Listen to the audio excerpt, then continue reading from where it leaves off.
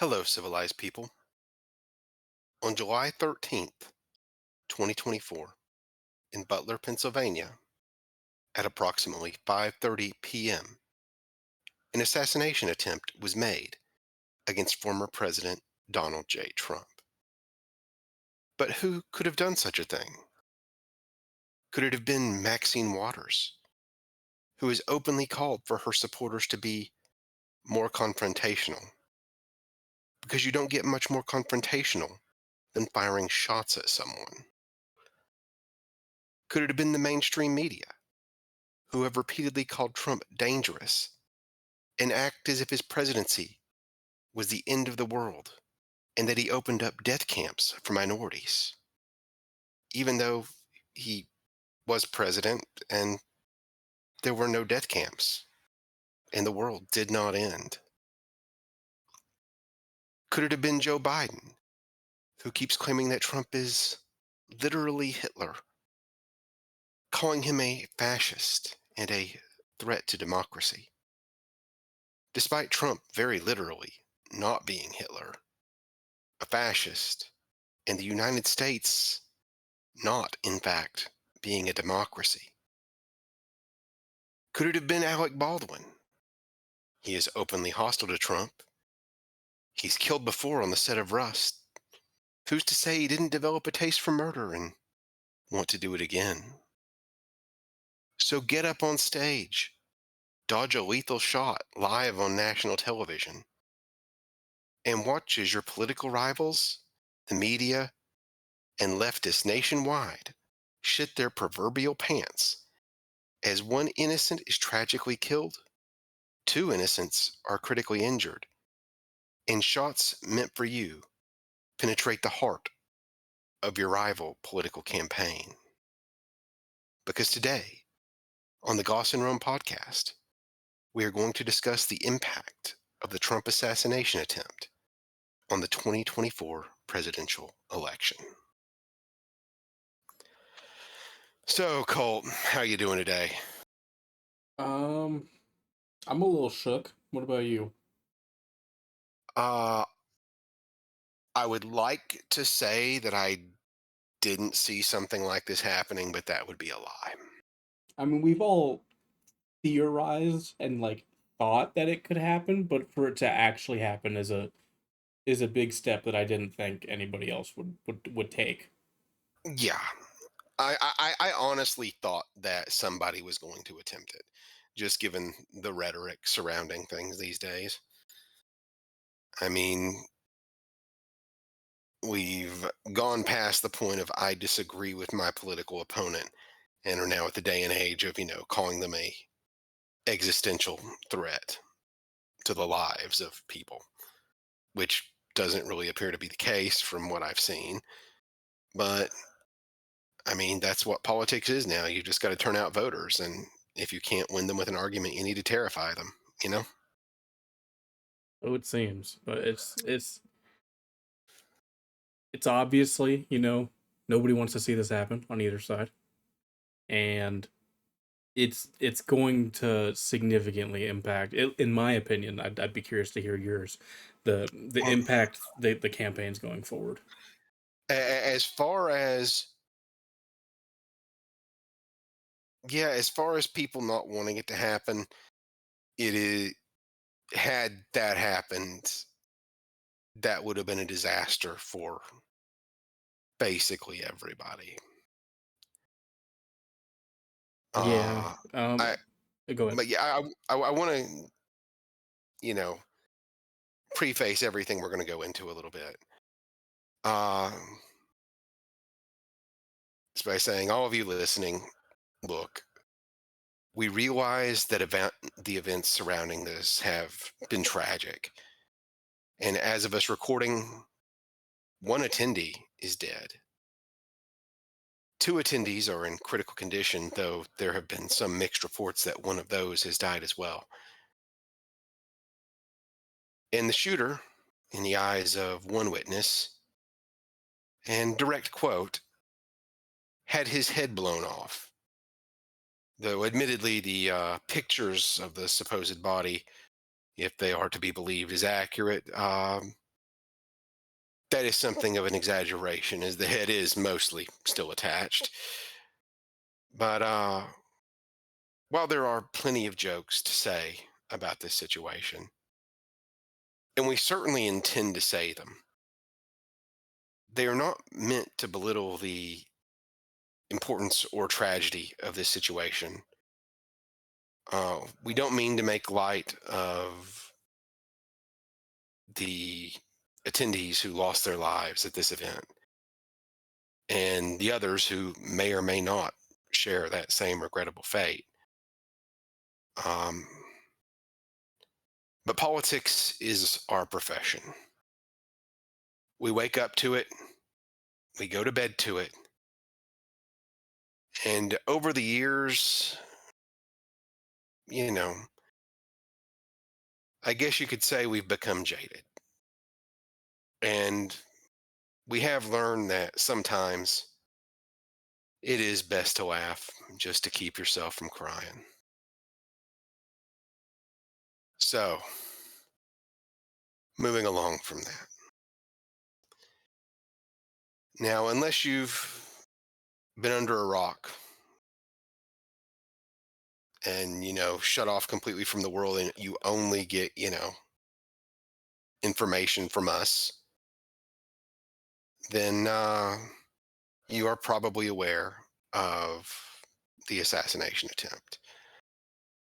As of now, there are some differing reports, some claiming 5 shots were fired, some claiming 8. Right now, I believe the consensus between Colt and I is that 5 were shot in into the group of attendees and 3 were shot into the shooter. Um, whenever I said that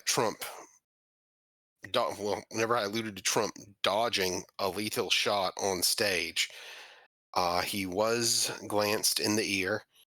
There has been some talk that this was a bit of shrapnel where the bullet hit something else and then went into his ear. But there's also supposedly pictures that were taken at the right time to show that bullet passing mid-flight. There's all sorts of stuff going around now. It's sort of impossible to say for certain what happened there. But if it Trump himself has said that he was struck in the ear with a bullet. Given the moment that bullet hit and where he was just milliseconds before and turning his head, it is highly likely that if he was not in the process of turning his head when he did, that bullet would have penetrated the back of his head and proven to be immediately fatal. So somebody is watching out for that man. He basically turned in the direction to face the shooter, sort of putting his ear where that projectile would have been instead of the back of his head. So, yeah, it was kind of nanners, to say the least. It, it's crazy to me that I don't, so I don't know where I want to start off. There's a lot to talk about with this. There's a lot to unpack. I guess I'll just say Uh, this, that it's crazy that the shooter did not go for a center mass shot. Given Trump's age, it's shocking that he didn't go for a center mass shot. It, As a chest shot would have killed him most likely, unless he was using a 22 or something small, which I've heard a lot of talk about it. And in the original video that I saw, it sounded very muffled, almost like a subsonic 22. But in other recordings that I have heard since, I think that was just an effect of a microphone dampening noise. mm-hmm. So they did appear to be much louder. Uh, the powers that be have not revealed what firearm was used or anything of that nature. that said, we have gotten firsthand accounts from people that have indicated that somebody was shot through the head. And I'm going to go out on a limb and just tell you that a 22 doesn't blow a hole through a head at, you know, Over 100 150 yards. Yeah. yards. Yeah. That's not a thing that happens. Speaking as someone who has a deep appreciation for, and I think it's safe to say a rather deep understanding of firearms. So, yeah. Well, I suppose in the spirit of staying true to our goal of trying to add some levity, it's safe to say that Trump got a real earful from voters today. Ugh, that was bad. I know, I know. But I mean, perhaps his aim wasn't to kill Donald Trump. Perhaps the shooter's aim was to kill Joe Biden's campaign. I mean, he certainly did that. Yeah, whether intentional or not, past our joking. That's kind of where we're leading up to, I guess, for the first part of our projections going forward. Yes. And as of now, the Biden campaign has announced that they intend to suspend all outward facing communications. This refers to campaign ads and things of that nature. Uh, it is no secret that Biden's campaign strategy has basically been to call Donald Trump dangerous and paint him as someone who is an existential threat for vast swathes of the country. And And go ahead. yeah, that Well, that is the kind of way you present somebody if you did want an angry mob to kill them. I'm just going to say it. yeah, and in order to just be a legitimate politician that's you know able to even speak on the news if he wanted to, which I doubt he does, but He with has given a press conference since, and there was a good bit of stumbling, given his bedtime, well, which I, again came from his governors. I wasn't even referring to that part. I Uh, was just saying, like, if he didn't pull his ads and change the rhetoric going forward, then he would be looked at as like cruel and heartless. yeah, and yeah. So right now, the only thing that Biden has really had to campaign on has been that his. I mean, at this point, his economy is broadly viewed as terrible. Bragging about those metrics is going to make him look out of touch. He doesn't really have much of anything he can campaign on now. Like maybe abortion. I mean, can you think of anything he's got at this point that he can campaign on? Foreign policy, like supporting NATO, maybe. I don't know. After his speech at NATO, I don't think so. I Well, mean, you've actually seen some signs from NATO that they're kind of embarrassed of him. I'm saying, like, what else could he even talk about? I Anything like domestic is except every for like the Chips Act. I don't know. the Chips Act maybe, but he doesn't have enough that he can actually campaign on to win an election that is a winning topic. Yeah, and that's not even a tangible result act like yet. Like Yeah, like there's not much there. Uh, he can talk about the things that Trump has supposedly said that have been disproven, the whole losers and suckers thing. and the good people on both sides, which he did say that, but it was taken out of context in regards to the Charlottesville thing, all of which just sort of further the Trump must die and is an existential threat narrative, which I think, given the fact that we survived 4 years of him, a country can survive four more. Just throwing it out there. Well, I And think though yeah, there is some good news for Biden in this. what is it? Well, considering that should historical trends prove truthful in this context, that this will totally help Trump win by a lot, then at least they're not going to be talking about replacing Biden anymore. In It my did opinion. change. It did change the narrative. At this point, I don't think you could replace Trump with anybody. Or, excuse me, replace Biden with anybody. I'm pulling a Biden. Go figure. Hmm. But it's very late for me. I have been up a very long time. It was well past my bedtime many hours ago. But I think that this should calm down calls for Biden to drop out, mostly because at this point, I don't think they can replace him with anybody that'll win. Yeah, I think they're just going to probably be shifting all of that attention and money and energy towards trying to not be completely destroyed in the House and Senate. Yeah, I think best case scenario for the Republicans, it's probably 52 or 53 seats. Best case. House, they can gain a decent bit,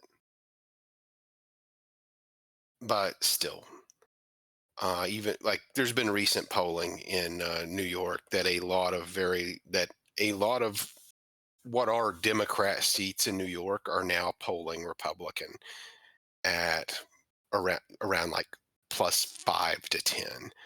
And we saw similar things during 2022 during the midterms.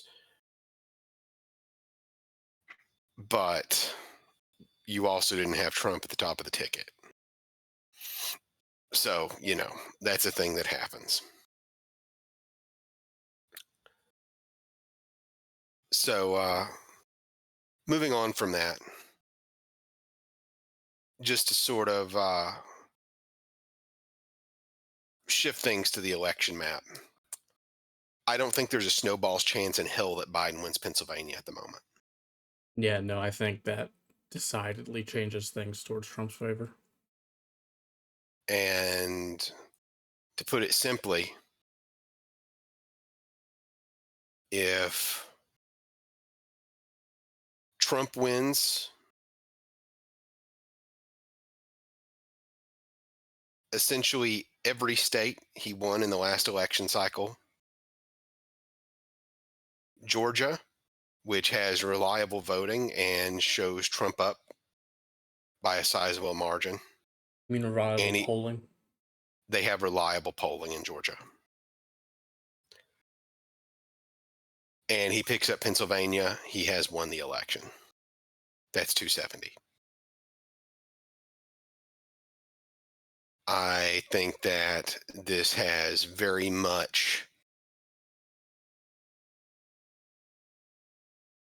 managed to successfully whip his voters into a fury to get out and vote for him. What do you think, Colt? Yeah, I could agree with you there that I think, should Georgia be right with their polling, then and my gut obviously there's no polling since this event happened, but No, no, no. but I don't see this polling putting things more favorably for Biden. yeah, exactly. Like my gut instinct says that after this Pennsylvania will vote for Trump. Yeah, and I also think that this could sort of reverberate through the Rust Belt. I think you will see him grow in the polls in Michigan, Wisconsin, and Minnesota. And given what we've seen there, that looks like he would likely, a small bump would likely secure all of those states for him as well. So But I guess then we talk about how this is probably going to affect Trump's campaign strategies going forward. yes, the one thing that has to be said in regards to this, and anyone who's listening who's familiar with the Young Turks knows that he's their anchor, and he's basically, I think, the founder. What's his name? Sank Uygur. Uygur. I think it's I'm Cenk butchering Uygur, yeah. Chank Sank. I'm not sure. Credit where it's due. The guy built his own. Essentially, built his own. You know, news outlet, and it has become quite successful. Like, even on YouTube, he's got 6 million subscribers. That's impressive. It's also no secret that the man utterly despises Donald Trump. And in the aftermath of this, after he was shot and pulled down to the ground by the Secret Service until the shooter had been killed, uh, Trump stood up, raised his fist in the air, and started chanting, "Fight, fight, fight." And Cenk, a man who openly dislikes Trump and has openly called him a coward, has had to admit that, in that moment at least, Trump kind of looked like an absolute badass. Not many people would take a shot to the head, even if it was their ear, and then get up and address a crowd while trying to be pulled away by Secret Service. Made for a pretty badass picture. Yeah, there is a picture of Trump following this. He's got blood running down his face. He's surrounded by Secret Service. He's got his fist raised into the air. And right behind him, in full view, is an American flag right above him. That is a picture for the history books. That is a picture that wins elections. And it's going to be everywhere. Yeah, let me see if I can find it real quick. On Reddit, someone posted they're going to use that shot of him bleeding from the ear, surrounded by Secret Service with his fist in the air on everything. And in response to that, yes, as a matter of fact, they are. That is a picture that will appear in history books. I would bet money on it. This was it's been a long time since we've had a meaningful attempt like this on a president's life, former or a candidate. It just does not happen anymore that often, just because of Secret Service protection. And we'll get to the Secret Service protection topic because that has become something that is being discussed as well. But you can basically guarantee that Trump will be using that in campaign ads, and he would be an absolute fool not to. Like, that is a fantastic picture. Like, that picture could win an award. What's the award for Pulitzer. Pulitzer? Yeah, that's the kind of picture that could win a Pulitzer Prize. So, in regards to campaigning, I think the other thing I'm going to throw out about how it's going to impact the campaign is that if there is even an effort at this point for Biden to actually win, I believe he is going to have to start investing in New Jersey, Minnesota, Virginia, and New Mexico. I believe to a lesser extent that bump is going to be felt in every state, not as much as in the Rust Belt. But New Jersey, Virginia, and New Mexico, which are reliably blue states, I think that they are going to have to invest money. Not so much, at least in New Jersey and New Mexico, not so much because I think that Trump can actually win them, but because I believe he will overperform there strongly enough to have an impact down ballot. But I'm not sure what they're actually going to campaign on at this point there. Hmm. And yeah.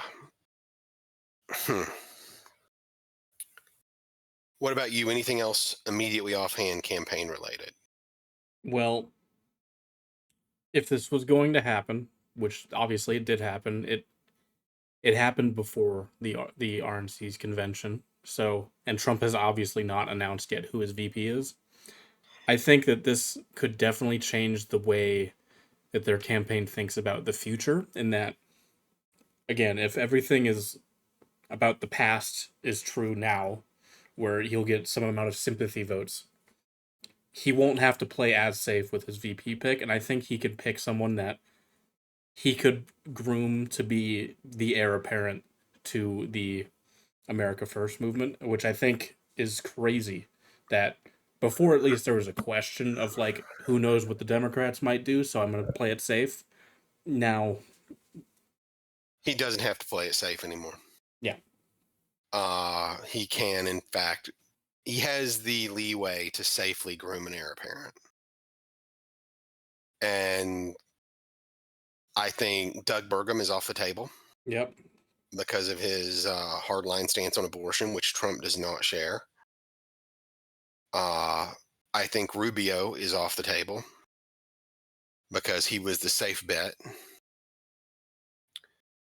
And of the short list, that leaves JD Vance.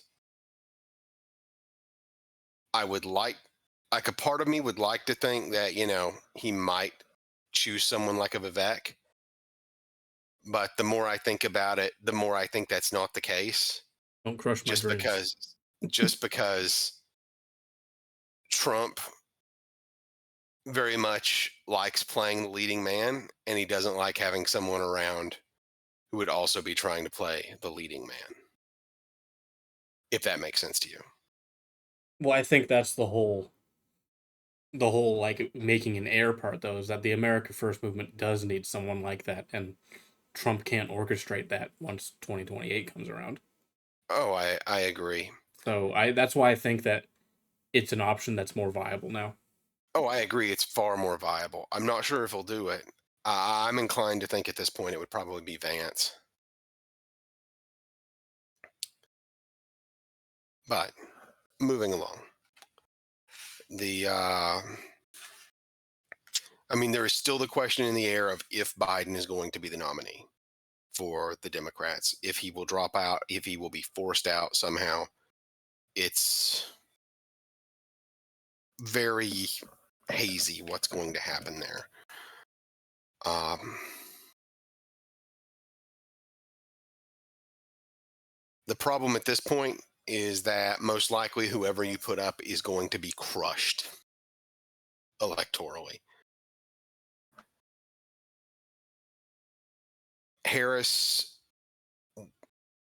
has a lower approval rating than Biden. They seem to want Newsom, but I don't. Newsom does not have broad appeal. Also, Biden's a regarding oh, Newsom, I think that he is at least a little bit, politically not naive to know that if this doesn't work out for him, like then that's it. So I think he's just going to sit tight in California. yeah, it's a hard. Like, I don't envy someone who is advising the DNC right now. what the hell do you do? You are in a situation where no matter what candidate you run, you're pretty much guaranteed to lose. You're you don't have much you can run on. At this point, it's like, well, at least what you let Biden and Harris run. That way you get another primary. You don't damage your own party by trying to sideline Harris. I believe Matt Luntz was the one who effectively put it best because of the DNC stance on always wanting to promote minorities, even though she's Indian and not black. They have portrayed Kamala Harris as being black, and apparently the masses believe it. So they can't very well sideline a black woman when she is the heir apparent as the candidate, you know? Hmm. Like there is they're not in a winning situation. And Kamala is she lacks the charisma necessary to win elections. We've seen that before in the past. And yeah, I think they're just going at this point, I think common sense, if you were advising the DNC, is to basically say take the L and hope for better luck next year. Well, besides Well, that, I think the next cycle. DNC, at least in within their party structure, just has a cultural problem where they're so consensus driven and focus groups are needed for everything that they can't make a decision. It's not possible. They're so drawn apart within their policy level that in order to come together, they have to have some sort of consensus, and you're not going to get a consensus to replace Biden or not. So I think they're Yeah. just going to let the opportunity slip, not consciously, not that they are like, oh, let's just riding with Biden. No, they're just going to let it slip. Yep, I think they'll let it go. Although I find it sort of humorous. Historically, the Republican Party has been the most fractured. You've had your libertarians, your evangelicals, they never see eye to eye. You have your war hawks, and they don't usually see eye to eye with the evangelicals or the classic liberals, or excuse, the war hawks don't see eye to eye with libertarians and the, I guess, paleo conservatives, which I suppose you could, sort of call a classic liberal at this point. And then you have your country club Republicans who are,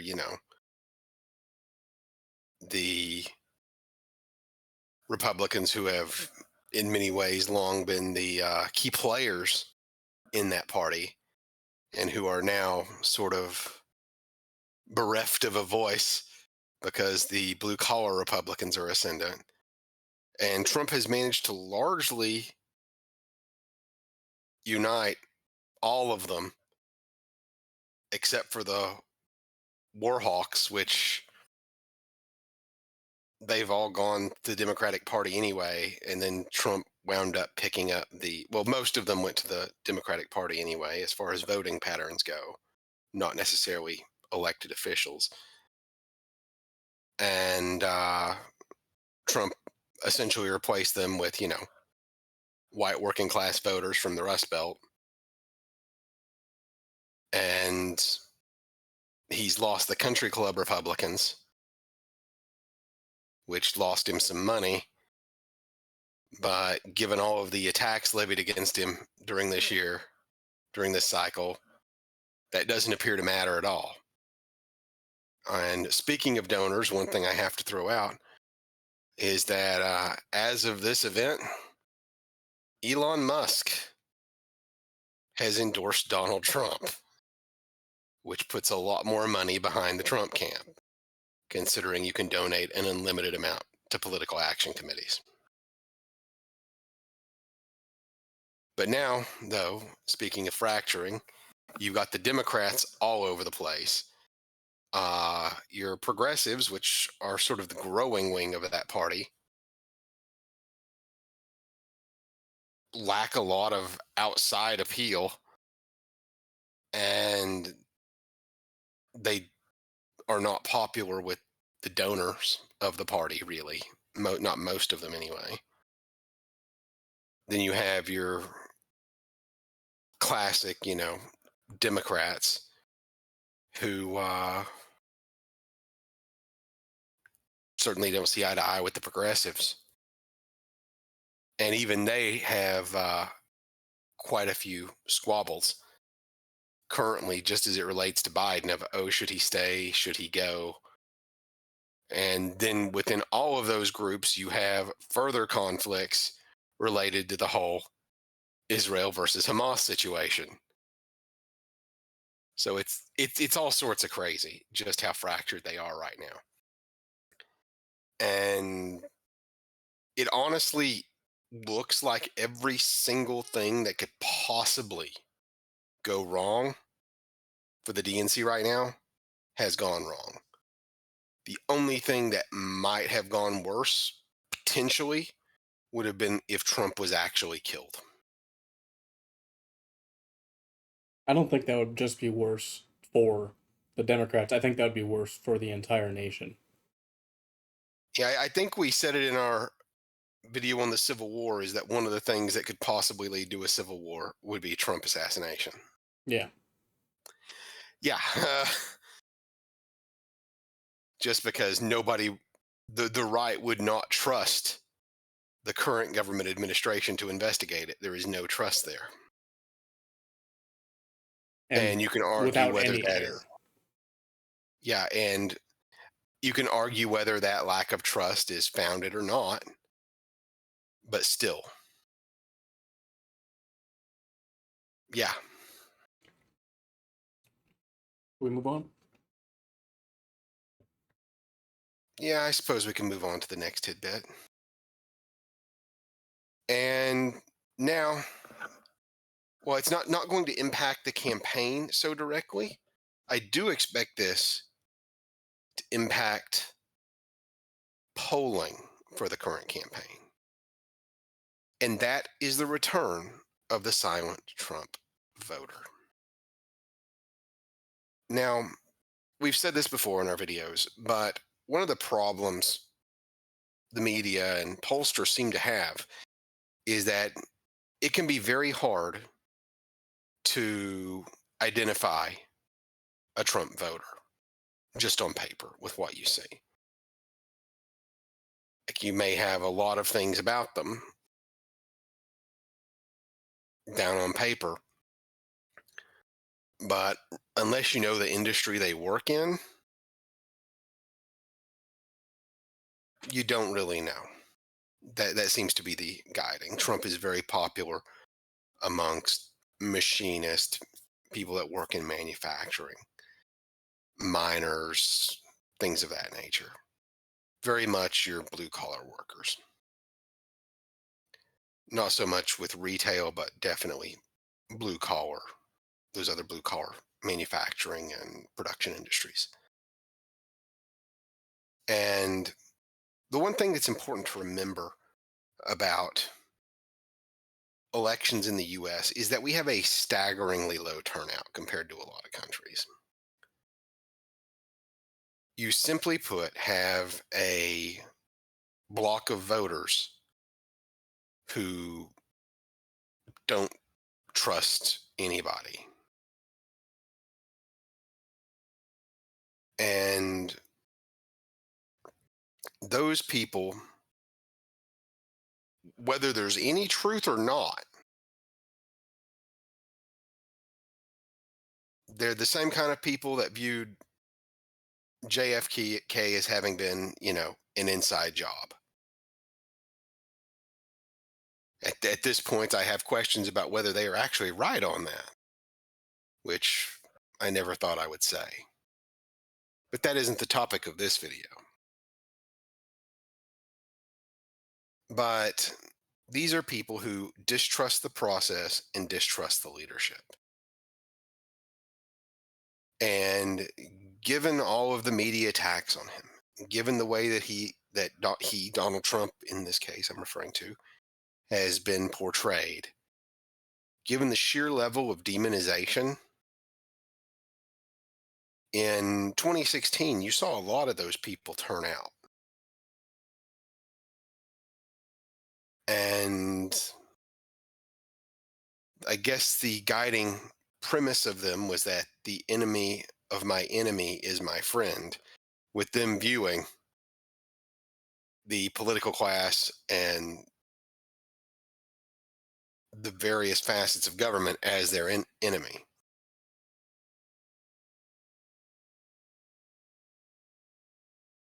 This is, I think you are going to see an even larger number of that block turn out to vote for Trump, just because they do view him as the enemy of their enemy. Would you agree with that, Colt? Partly, but yeah, I can see what you're saying. And now I think at this point we have to address the rather, I don't want to say they're wild theories. I don't want to say, I just sort of want to lay out facts in this surrounding the Secret Service protection of Donald Trump in this situation. Uh, and first off, one, Kim Cheadle is the head of the Secret Service. She has been very open in her partisanship. And recently, despite requests from officials from the Trump camp, she has denied additional personnel to the Trump campaign. That is not a theory. That is a fact. So there were requests for more people for security, and it was denied. Next up, to describe how this shooting took place, a grown man in full kit bear freaking bear crawled on the roof of a building, the tallest building around, that was only 150 yards from this event. And, you know,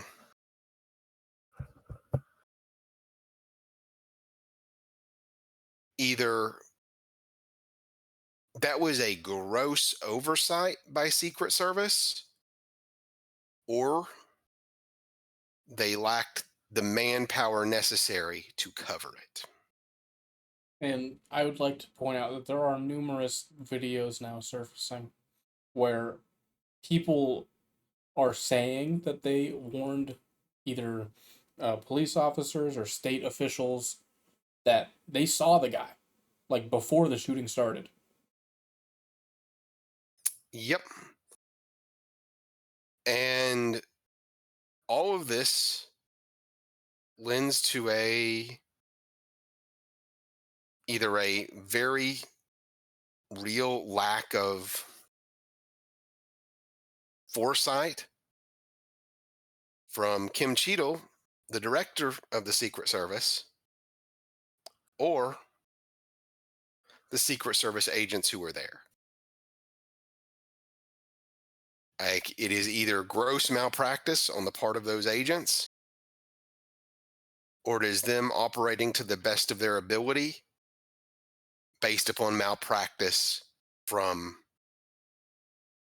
their boss, essentially. one of those two things is the case. Again, you know, leave even, I'm just sort of imagining RFK calling Donald Trump tonight and saying, "Hey, your first time, huh, buddy?" That's morbid, I know, but still, but realistic. but very realistic, regrettably. And yeah, we are like, there are a lot of questions that are very reasonable to ask there. And I mean, some of the things you already see are so that I've seen asked on social media are okay. So the same FBI that raided Mar-Lago with, having been authorized to use deadly force, and the same FBI that investigated the Vegas shooting with the shooter's home burning down, you know, destroying all evidence. And despite them having a very long record of very vocal and very radical leftist ideologies plastered all over their social media, all of that was essentially just magicked away within a day or two. And clearly, no motive was ever found. So you already see a lack of distrust in the investigative process here. A lack of distrust. Well, an abundance of distrust, a lack of trust, an abundance of distrust. All right, just wanted to be clear. Even in the process of investigating this, and not all of it is without merit. I mean, there are a lot of questions to be thrown around, and Musk in his statement regarding this is that it either looks deliberate or it looks like extreme incompetence. And like at this point, Social Security leadership should either resign or be sacked. Social Security. Huh? You said Social Security Oh, leadership? Secret Service. I'm sorry. It is very late for me. Secret Service security. Yeah. I am Bidening all over the place tonight. I'm gonna have to start calling you the NATO whisperer. A NATO whisperer. Ooh. Yeah. Secret Service leadership should either resign or, be sacked. Like, I don't think that's too much to ask. I think that's something that is owed at this point in light of this, just as a way to sort of quell fears. But all of these things sort of add up to a lot of very valid questions that are probably just going to be, brushed under the rug and ignored As they do. because it's generally how these things go. If and I mean, think about it like this: if it is some kind of militant socialist that did it, that is still swearing, Bernie Sanders should have won in 2016, then you're in a position where if you reveal that,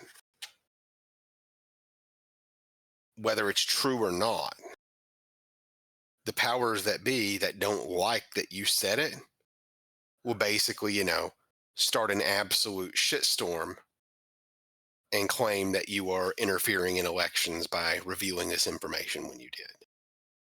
It becomes too sensitive in the time frame to be discussed. And then people forget about it.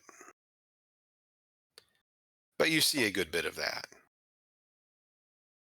In my point of view, I don't think that we should take any stock into the thinkings and dealings of an absolute lunatic that would shoot a presidential candidate. Just Now, there is one exception to that that I'm going to throw out. And that is that what, admittedly, this is not reliable information at this point. Nobody else has reported it, and it's uh-oh. the frickin' New York Post. Are you gonna But they peddle did. fake news, Robert? Oh, no. I mean, if this is accurate, I'm not pretending this is real. This is the kind of crap you see posted on TMZ. And anyway, it has been said that this person was Chinese. If it is a foreign national assassinating a presidential candidate in the US, you need to take stock of their motivations. Well, yeah, that implies that they're not Like a lunatic. that implies that they aren't a lunatic. And just given some of the rhetoric that has been said, again, specifically regarding Donald Trump, I think it's important to look at what they saw that led them to create this worldview. I I don't think we're, approaching. I won't pretend that we are absolutely approaching, what is it, Charles Manson levels of, you know, encouraging people to do things and then like that in and of itself being murder. But there has been a lot of very questionable rhetoric from a lot of sources about Trump for the past almost 10 years. Yeah, And I mean, if you hear something enough again and again, you might believe it. definitely. And I don't think, some pundit on MSNBC ought to be, charged with murder for something like this. I also think that, it could warrant some changes in how things are reported if it does lead to stuff like this. Yeah, like I would love to see a change in rhetoric and for the proverbial cooler heads to emerge, but I think we're a little bit too far gone for that to happen. But I do think that things will potentially be cooling down at least for the next few weeks before they're you know ratchet back up for some other slight. Yeah. So, moving on to I guess what we have to call the funny bit of all of this is candidly the absolute meltdown that the left has had in regards to this and the media dishonesty. And I'll go ahead and start by covering and just giving everybody some examples of the media dishonesty in this and the way that it was presented. For example, the first, you know, article that really came out, I believe from CNN, claimed the headline was simply Trump's speech interrupted by Secret Service. They failed to mention that the man was, shot, or even if they couldn't tell he was shot, he was clearly bleeding from the side of his head. Uh, then you have USA Today with Trump removed from stage by Secret Service after loud noises startles former president. They fail to mention that those loud noises were somebody firing a gun at him. I'd be startled too. I would be too. I have to admit the man acted incredibly calm about it. Like his reaction was pretty impressive. Then you had the Washington Post with Trump escorted away after loud noises at Pennsylvania rally.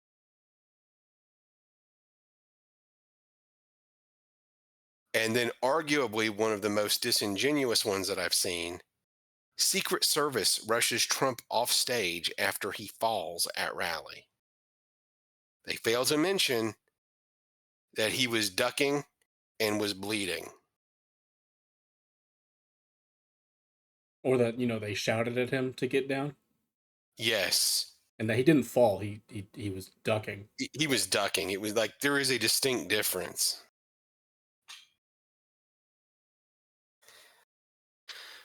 Like some of this is just staggering.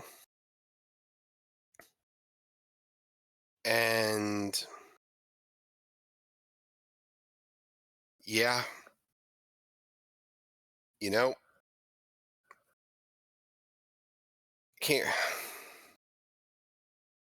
I don't think I have it. Give me just a moment. Well, I don't know if Yeah. you're ready to move on to this, but Yeah, the go ahead. amount of posts and even people I've seen in real life saying, "Oh, that's staged. Trump staged it," is mind-boggling to me. I don't think people realize that in order to conduct a false flag, you have to be in control of the government. Well, it's not even that. Like, it's just the old fire a bow and arrow at the apple on top of my head, except for instead of the top of my head, you're going to hit my ear when I'm turning my head. Like, Yeah, these people have never shot a gun if they're saying that. they have not. And then knowing that, you're either going to graze the president, the former president, kill him, and you're part of this op, right? Then you're going to get domed by the Secret Service. Like, who would sign up for that? Yeah. I mean, I'm just going to read a couple of these. Like, just responses to these news articles have been outright disgusting. And like, just as an example, one of them was, "It is the duty of all freedom loving Americans to do whatever they can to prevent the fascist takeover of our government that Trump promises he will impose. We have already seen what he did to a woman's right to control her own reproduction. Trump must be stopped. Maybe at the next rally, he will finally be terminated." And just another, "I thought Trump was pro gun. How does he feel now?" This is the kind of rabid response that is kind of the reason basically everybody dislikes the socialist movement, Disgusting. because you know which faction that came from. Much more, emotionally visceral, if you will. And yeah. So, what are some of the other things that you're saying? Well, nothing. I mean, I was talking to my uncle, and I could hear my aunt because it was a speakerphone, right? And Yeah. she was literally saying like, "Oh yeah, no, this totally staged." Like you could see it. Look at him. I'm like, what the? Just and this is someone that I know to be a intelligent woman. So it seemed that you know it's Just the level of polarization in our country right now is beyond Staggering. insane. Like it's they, they've completely succeeded in dehumanizing an entire wing of the country, and the same goes to an extent for Republicans versus Democrats too. Like just the dehumanization of your fellow countrymen is staggering to me. Yes. Uh, Lord, there have been a lot of crazy things. Some claiming that it is staged, some claiming that the footage is fake. But I think it's important that we have to give Biden a little bit of props for this because just a few days ago, Biden did tell his donors that it's time to put Trump in the bullseye, and it looks like somebody took that a little too literally. I think. Ooh, that's gonna be a bad headline tomorrow. Yep. No, it won't. They won't cover it. I mean, Fox might. Fox might. I think Fox did, They might but rehash that segment. they might. But yeah, and let's see. So, I suppose in all of this, when looking at who is at fault, I think JD Vance, his statement after this, sort of put this into perspective a good bit. That statement being the central promise of the Biden campaign is that Donald Trump is an authoritarian fascist who must be stopped at all costs. That rhetoric led directly to President Trump's attempted assassination. And I don't think there's really anything to add to that. Nope. I I think that that comment really, and I don't think it's just Biden in this. I think that it's a lot of the hysterical talk that has surrounded him since he announced he was going to run. But still, I think that sentiment is accurate. So, with that being said, to you poor bastards who are still listening, thank you for having done so. If you would, please like and subscribe.